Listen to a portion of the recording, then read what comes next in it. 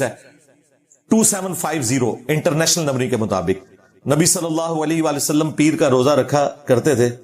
پوچھا کہ آپ کیوں رکھتے ہیں؟ تو فرمایا فیہ ولدت وفیہ انزل علیہ، اس دن میں پیدا ہوا اور اسی دن مجھ پر پہلی دفعہ وحی نازل ہوئی.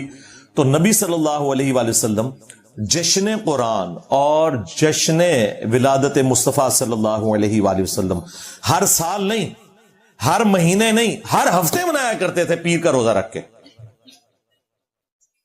اور انہوں نے لنگر چک کے رکھا ہوتا ہے. نبی علیہ السلام روزہ رکھتے تھے، اے لنگر نو دب کے رکھتے رہے. ہاں باپا جانی نے وہ 12 ربیع الاول کا روزہ شروع کروایا، الیاس قادری صاحب نے. وہ بھی 12 ربیع الاول کا روزہ نہیں ہونا چاہیے، منڈے کا روزہ. تو وہ تو ہر ہفتے ہی رکھا جائے، اچھی بات ہے، چلیں ربیع الاول میں ہی رکھ لیں ولادت کی خوشی منانے کے لیے. تو یہ ہے آفیشل طریقہ.